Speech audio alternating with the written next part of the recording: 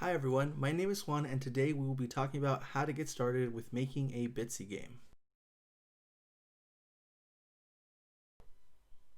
I'll start off by talking a little bit about who I am and what it is that I do. So my name is Juan Morales-Rocha and I am a game UI UX designer from Watsonville, California. I grew up in Watsonville, which is best known for its strawberries and Martinelli's apple cider, which you probably had at like a quinceañera or a wedding probably. I attended UC Santa Cruz to study game design and cognitive science, and I currently work as the advisor for the Art and Design Games and Playable Media program there. Alright, well that's enough about me, so let's go ahead and dive right in. So first off, what is Bitsy?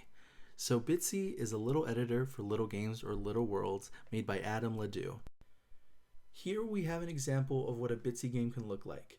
We have an avatar that can move around a room or space. We have a sprite of a cat that can give you some instructions when you talk to it, and then there's an item, which is the cup of tea that the avatar picks up and then returns to the cat. So in Bitsy, you can do things like move around a space, talk to different things, and pick up objects. This is a great tool for complete beginners, so don't worry if you've never made a game before.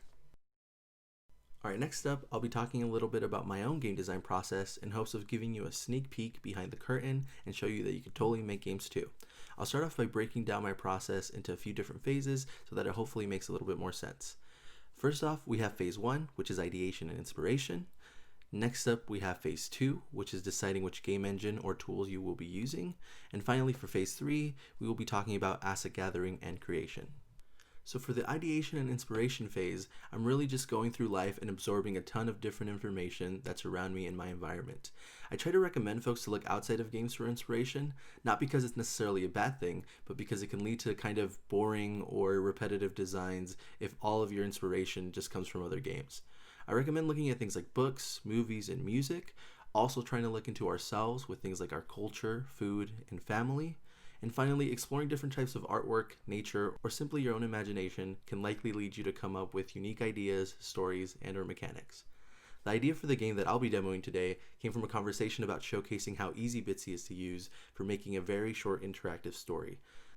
The idea was that I would make a little game where you play as a chicken crossing a road, and the player would walk up to different objects and they would respond with a punchline for the classic, "Why did the chicken cross the road?" joke. We don't need to worry about picking an engine this time since we'll be using Bitsy, but I wanted to make sure to note that nowadays there are a ton of different tools you can use to get started as a game designer. Depending on how complex your idea is and how much experience you have, there might be a tool that is better suited for your specific needs. Again, we'll be using Bitsy today because it's very beginner friendly, but I definitely encourage you to check out some of the other tools in the future. As for the asset gathering and creation phase, today we will be using Bitsy's built-in paint tool to create all of our visual assets.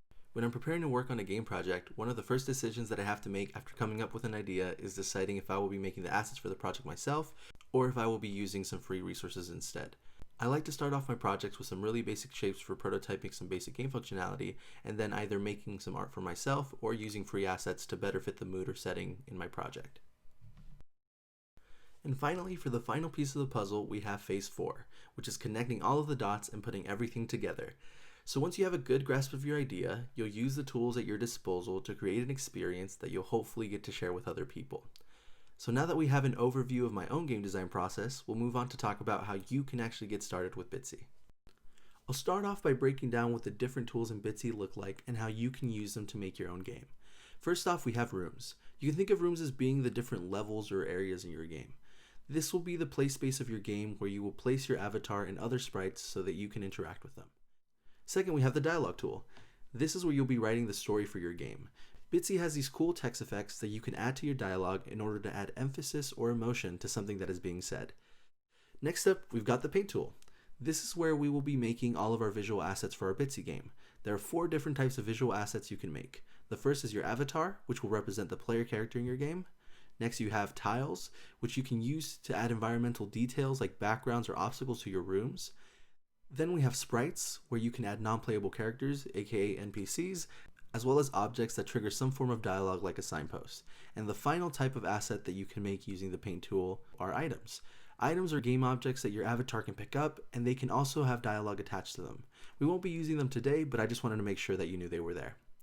And for our final Bitsy tool, we have our colors. You can use the colors tool to make color palettes for your game. You can create different color palettes for different rooms or moods, which can add a bit of variety to your game. An important thing to note is that each color palette that you make can only consist of 3 different colors: your background color, your tile color, and your sprite color. So you have to get creative with how you represent different things in your game. Alright, so now that we've covered the basics of Bitsy, I'll go ahead and show you how I went about starting my own little game project. So let's start off by going to bitsy.org. Once we arrive, there will be a sample project waiting for us there. At the top left of your browser, you can find some information about Bitsy as well as links to some helpful resources like tutorials and the Bitsy Discord community. So to refresh, the idea for my game is to make a short experience where you play as a chicken that crosses a road. There will be a cat waiting for you on the other side. When you walk up to the cat and talk to it, it will tell you a "why did the chicken cross the road" joke. If we think of this game idea like a recipe, here are the ingredients that we'll need. 1 chicken avatar, which will be our player character, 1 cat sprite, a few tiles for our room to make it look like a road level, so maybe some lines for the road, as well as some grass or weeds for the edge of the room, a few lines of dialogue. This includes the title for our game, as well as a "why did the chicken cross the road" joke. As an optional step, feel free to add text effects to taste. So essentially, if there's any sort of like wiggly fonts or different colors you want to use, feel free to use as much of that as you'd like. And that's basically it. So let's go ahead and dive right in.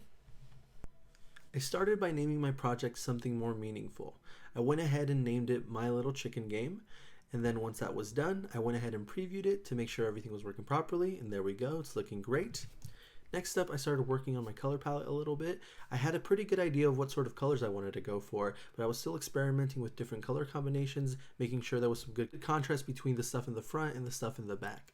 I had a few hex codes saved from a previous prototype, so I just went ahead and plugged those in so I could get started. I then selected the cat sprite that comes with the sample project and changed its dialogue to be the chicken joke that I had in mind. After I added the joke, I clicked on the preview button to check that everything was working properly. It looked fine, but I wanted to tweak some of the formatting as well as add some text effects to the dialogue. To do this, you highlight the text that you want to add an effect to, then you select one of the options in the text effects menu. This puts a tag at the beginning and end of the text you selected and can alter its color or the animation of the text. I started off by changing the location of where my cat sprite and avatar would be in the room. I then made a new tile object that I would use to draw the road lines in the level. By leaving my mouse button pressed down and dragging, I was able to remove all of the tiles that were previously in the room very quickly.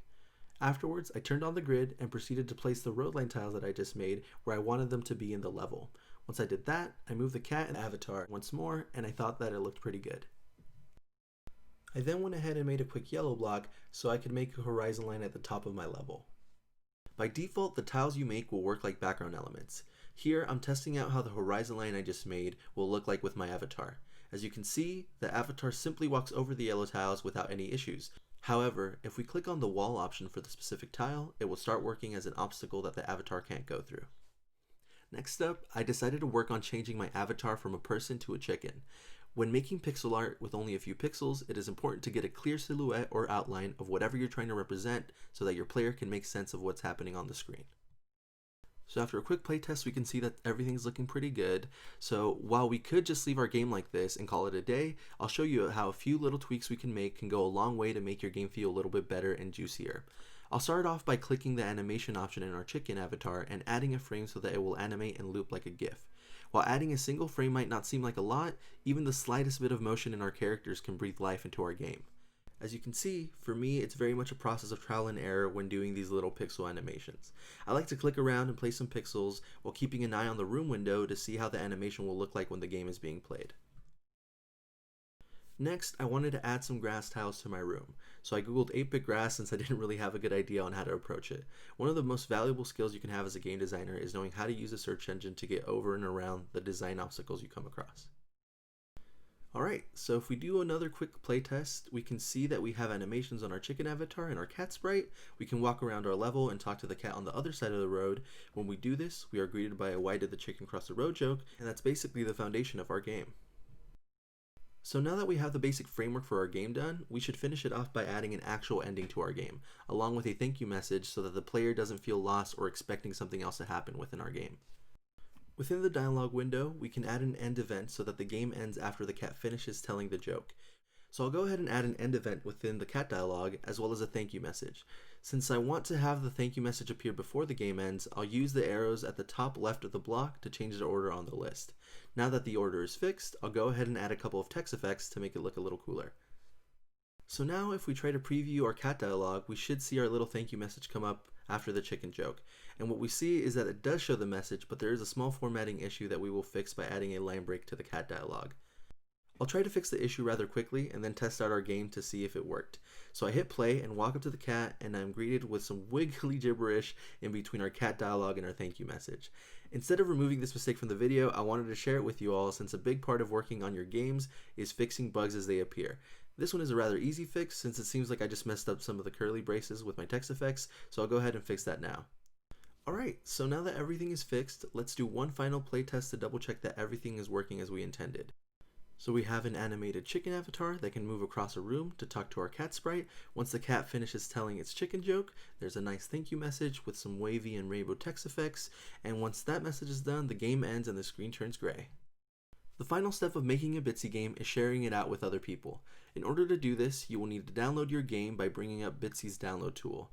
This will let you download your game as a .html file, which you can share with people by simply sending them the file directly, or you can upload it to itch.io so that other folks on the internet can play your game.